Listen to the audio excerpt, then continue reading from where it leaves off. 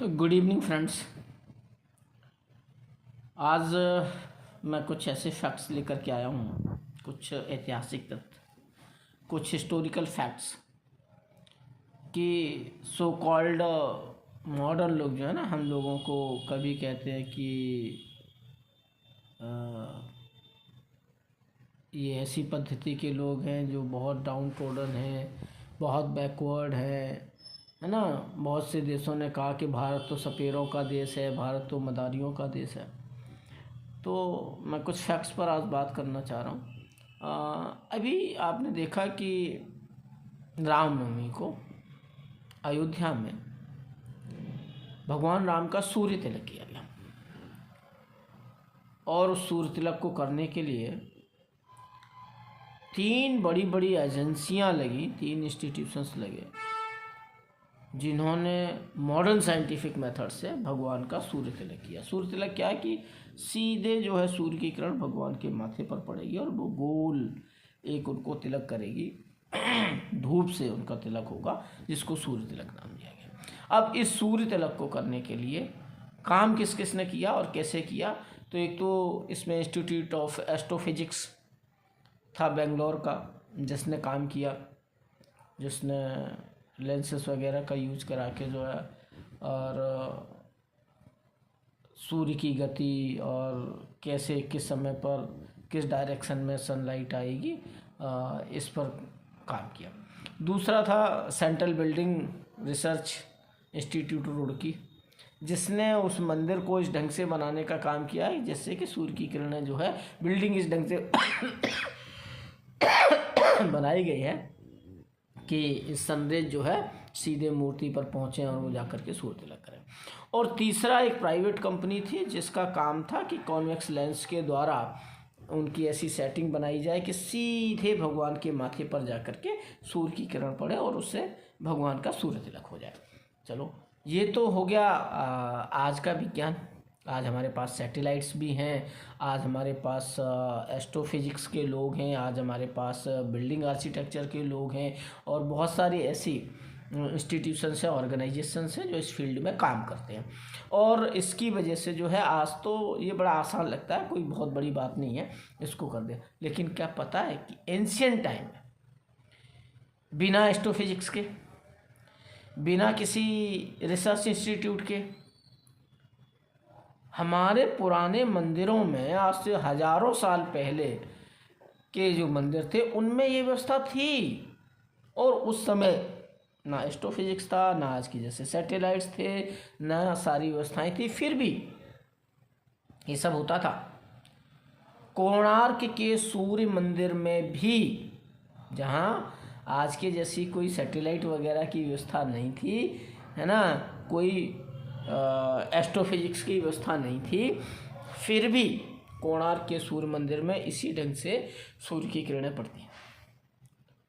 इसके अलावा आंध्र प्रदेश का एक वेद नारायण मंदिर है, जहाँ पर सूर्य की सीधी किरणें भगवान के चरणों पर पड़ती हैं। ऐसी व्यवस्था है कि मंदिर के अंदर सूर्य की किरणें जाएंगी और सीधे वहाँ जो है मूर्ति के चरणों पर पड़ेंगी। इसके बाद महाराष्ट्र में एक जगह कोल्हापुर, और वहाँ पर एक महालक्ष्मी मंदिर है। इसमें 3 दिन लगातार, जब इक्विनॉक्सेस आते हैं, डे और नाइट जब बराबर होता है, तो 22 दिसंबर और उधर 21-22 मार्च में, तो क्या होता है कि सूर्य की किरणें जो है यहाँ पर महालक्ष्मी मंदिर में 3 दिन तक सर से चरण तक पड़ती है, मंदिर के अंदर और कहीं नहीं, सिर्फ मूर्ति में सर से लेकर के चरणों तक सूर्य की किरणें पड़ती हैं, यानी कि उससे सूर्य तिलक होता है एक ढंग से। इसके अलावा कर्नाटक में श्रीरंगेरी में 12 महीने अलग अलग ढंग से जो है सूर्य की किरणें मूर्ति पर पड़ती हैं, वहाँ सूर्य तिलक होता है।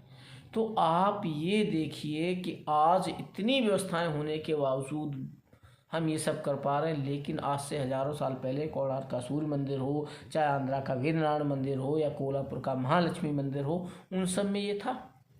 वहाँ तो कोई मॉडर्न मशीन्स नहीं लगी हैं, वहाँ तो कोई कॉनकेव कॉन्वेक्स लेंस का यूज़ नहीं किया गया है, वहाँ तो कोई एस्ट्रोफिजिक्स, यानी कि आप देखिए कि हमारा कैलकुलेशन एंशियंट टाइम से कितना ज़बरदस्त था कि सूर्य की किरणें कब, कहाँ, कैसे, किस डायरेक्शन में आएंगी, क्योंकि हमको उनके मूवमेंट का, अपनी एक्सिस पर उनके घूमने का, उनके रोटेशन रिवॉल्यूशन का जो ज़बरदस्त नॉलेज था आज से हज़ारों साल पहले हमारे वैज्ञानिकों को, उसकी वजह से चाहे कोणार्क का सूर्य मंदिर हो, चाहे आंध्रा का वेदनारायण मंदिर हो, चाहे कोल्हापुर का महालक्ष्मी मंदिर हो, सभी जगह इस तरीके का कार्य हम करते थे। यानी कि बहुत ज़बरदस्त विज्ञान, बहुत ज़बरदस्त जो है सोलर सिस्टम में जितने भी प्लानेट हैं उनके मूवमेंट का जो कैलकुलेशन हमारे पास था वो दुनिया के पास कहीं नहीं था। और फिर भी भारत को मदारियों का देश, सपेरों का देश, बैकवर्ड कंट्री और ये सब कहा गया। और आजकल के हमारे सो कॉल्ड मॉडर्न लोग इन यूरोपियंस की टेक्नोलॉजी की तारीफ करते नहीं थकते। लेकिन आप देखो कि आखिर कोई तो विज्ञान लगा होगा कि कोणार्क के सूर्य मंदिर में ऐसा होता था, कोल्हापुर के महालक्ष्मी मंदिर में ऐसा होता था, आंध्रा के वेदनारायण मंदिर में ऐसा होता था। यानी कि उस ज़माने में आज से भी उन्नत विज्ञान हमारे पास था, जब ऐसे सैटेलाइट्स ना होते हुए भी, इस तरीके की एस्ट्रोफिजिक्स ना होते हुए भी हम ये सब कर पा रहे थे। और एक चीज़, अभी हाल ही में सोलर सिस्टम से बाहर एक सैटेलाइट भेजा है अमेरिका ने, तो उसके कैलकुलेशन के हिसाब से, जिस हिसाब से वो मूवमेंट कर रहा है और सोलर सिस्टम के बाहर जाकर के जिस तरीके की गणना वो प्रस्तुत करता है, जो कॉस्मोलॉजिकल कैलकुलेशंस उसका जो है वो सिर्फ एंशियंट हिंदू कैलकुलेशन से ही मैच करता है, दुनिया के किसी और साइंस से मैच नहीं करता। तो कुल मिलाकर के हम अपने पुराने विज्ञान को सहेज नहीं पाए और उसकी वजह से हम जो है डाउनफॉल में चले गए। और आज हम नकल कर रहे हैं उन सो कॉल्ड यूरोपियंस की, जिन्हें कुछ भी नहीं आता था, जिनका साइंस और हमारा साइंस आप देख लीजिए, तुलना कर लीजिए, कितना बड़ा फ़र्क है। हम आज जो सैटेलाइट्स के द्वारा कर पा रहे हैं या मॉडर्न साइंटिफिक इन्वेंशंस के द्वारा कर पा रहे हैं, मॉडर्न साइंस और टेक्नोलॉजी के द्वारा कर पा रहे हैं, वो तो हज़ारों साल पहले हमारे यहाँ साधारण मंदिरों में हो जाता था।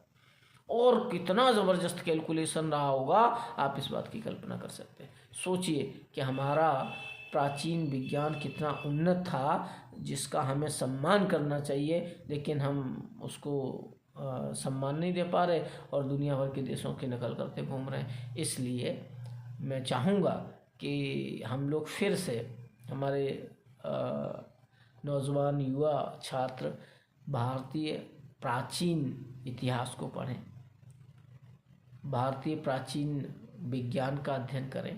तो दुनिया की सबसे उन्नत चीज़ें अगर किसी देश में आपको मिलेंगी तो भारत के इतिहास में मिलेंगी, भारत के साहित्य में मिलेंगी। तो इस पर ध्यान देने की विशेष आवश्यकता है। धन्यवाद।